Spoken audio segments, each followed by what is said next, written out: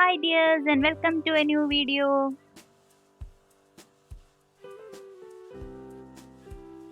എന്താ ഒരു സൈലൻസ് എന്നാവൂല്ലേ? അപ്പോൾ എല്ലാവരും ഇതൊന്ന് കണ്ടോട്ടെ എന്ന് വിചാരിച്ചിട്ടാണ്. നമ്മളിപ്പോൾ എവിടെയാണ്? Kannur international airport. So you guessed right. അപ്പോൾ കണ്ണൂർ ഇൻ്റർനാഷണൽ എയർപോർട്ടിൽ കുറച്ച് ജോബ് വേക്കൻസീസ് റിപ്പോർട്ട് ചെയ്തിട്ടുണ്ട്.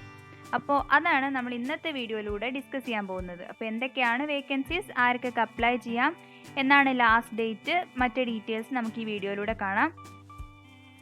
അതിനു മുന്നേ എന്നും പറയുന്ന പോലെ ഇതുവരെയായിട്ടും ചാനൽ സബ്സ്ക്രൈബ് ചെയ്യാത്തവരുണ്ടെങ്കിൽ പ്ലീസ് സബ്സ്ക്രൈബ് ദ ചാനൽ. ആദ്യമായിട്ടാണ് നിങ്ങൾ കാണുന്നതെങ്കിൽ ഒന്ന് സബ്സ്ക്രൈബ് ചെയ്യുക. അതുപോലെ സ്ഥിരം കാണുന്നവരാണെങ്കിൽ കൂടി സബ്സ്ക്രൈബ് ചെയ്യാത്തവരുണ്ടെങ്കിൽ പ്ലീസ് സബ്സ്ക്രൈബ് ദ ചാനൽ, അത്രേ പറയാനുള്ളൂ. സോ അതേപോലെ ആ നോട്ടിഫിക്കേഷൻസ് കിട്ടാനായിട്ട്, ഡെയിലി നോട്ടിഫിക്കേഷൻസ് കിട്ടാനായിട്ട് ആ ബെൽ ഐക്കണും കൂടി ഒന്ന് എനേബിൾ ചെയ്ത് വെക്കണേ. സോ അതുപോലെ വീഡിയോ എല്ലാവർക്കും ഷെയർ ചെയ്ത് കൊടുക്കുകയാണെങ്കിൽ that will be very helpful. ഇനി നമുക്ക് ഡയറക്റ്റ്ലി ഡീറ്റെയിൽസിലേക്ക് പോവാം. അപ്പോൾ കണ്ണൂർ ഇൻ്റർനാഷണൽ എയർപോർട്ട് പിക്ചേഴ്സൊക്കെ ഉണ്ടോ? അടിപൊളിയില്ലേ? അപ്പോൾ കണ്ണൂർ ഇൻ്റർനാഷണൽ എയർപോർട്ടിൽ എന്താണ് ജോബ്, എന്താണ് ഡീറ്റെയിൽസ് എന്ന് നമുക്ക് കാണാം. അപ്പോൾ നോട്ടിഫിക്കേഷനിലേക്ക് പോവാം. അപ്പം ഫസ്റ്റ് വരുന്നത് പ്രൊജക്റ്റ് എഞ്ചിനീയർ പോസ്റ്റാണ്. ഒരു വേക്കൻസിയാണ്. ഡിഫറെൻറ്റ് കാറ്റഗറി വേക്കൻസീസ് ഉണ്ട് കേട്ടോ. നമുക്ക് ഓരോന്നായിട്ട് കാണാം. ഇതൊക്കെ കുറച്ച് എക്സ്പീരിയൻസ്ഡ് ആയിട്ടുള്ള ആൾക്കുള്ള വേക്കൻസിയാണ് ആദ്യം പറഞ്ഞിട്ടുള്ളത്. അപ്പോൾ പ്രൊജക്റ്റ് എഞ്ചിനീയർ ഇലക്ട്രിക്കൽ വിങ്ങിൽ വരുന്നത് നമ്പർ ഓഫ് വേക്കൻസി 1 ആണ്.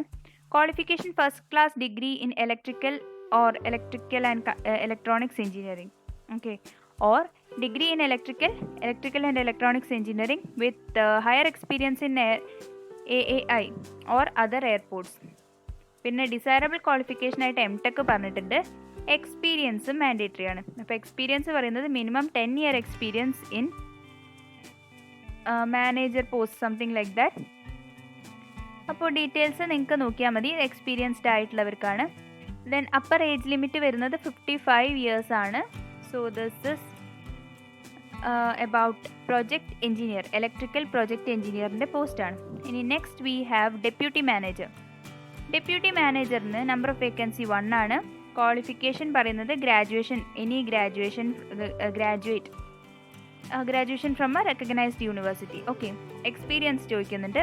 Experience minimum 7 year experience in airport operation, experience in an international domestic airports of which 5 year or above should be airside operation safety management.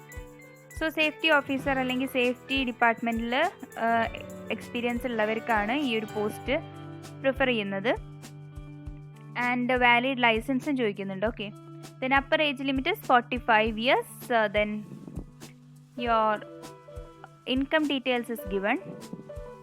Then third വരുന്നത് അക്കൗണ്ടൻറ്റിന് 2 vacancies ആണ് report ചെയ്തിട്ടുള്ളത്.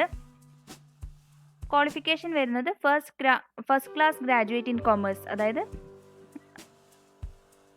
BCom, okay. And desirable qualification ആയിട്ട് MCom പറഞ്ഞിട്ടുണ്ട്. Means it's higher qualification അല്ലെങ്കിൽ preferred qualification. പിന്നെ relaxation, okay, അത് age limit and റിലാക്സേഷനും മറ്റ് details ഒക്കെ വരുന്നതാണ് ഒരു കാറ്റഗറി ഓഫ് കാൻഡിഡേറ്റ്സിന്.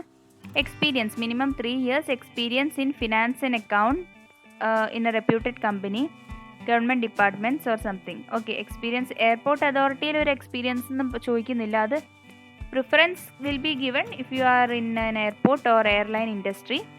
അതല്ലാന്നുണ്ടെങ്കിൽ ഏതെങ്കിലും ഒരു ഇൻഡസ്ട്രിയിൽ അക്കൗണ്ടൻറ്റ് റിലേറ്റഡ് ആയിട്ടുള്ള, ഫിനാൻസ് റിലേറ്റഡ് ആയിട്ടുള്ള എന്തെങ്കിലും ഒരു ജോബ് 3 year ചെയ്തിട്ടുണ്ടെങ്കിൽ, എക്സ്പീരിയൻസ് ഉണ്ടെങ്കിൽ, you can apply for the post of accountant at Kannur International Airport. ഇനി ഇതിന് ഏജ് ലിമിറ്റ് വരുന്നത് 40 years ആണ്. And your income details is given. ഇനി മറ്റ് ഡീറ്റെയിൽസ് നോക്കാം. ജനറൽ ഇൻസ്ട്രക്ഷൻ ഓൺലൈൻ ആപ്ലിക്കേഷൻ ആണ്. ഓൺലൈൻ ആപ്ലിക്കേഷൻ കഴിഞ്ഞിട്ട് അത് നിങ്ങൾ പ്രിൻ്റ് ഔട്ട് എടുത്തിട്ട് സെൻഡ് ചെയ്യേണ്ട കാര്യമുണ്ട്. ഇനി സെൽഫ് അറ്റസ്റ്റ് ചെയ്യണം.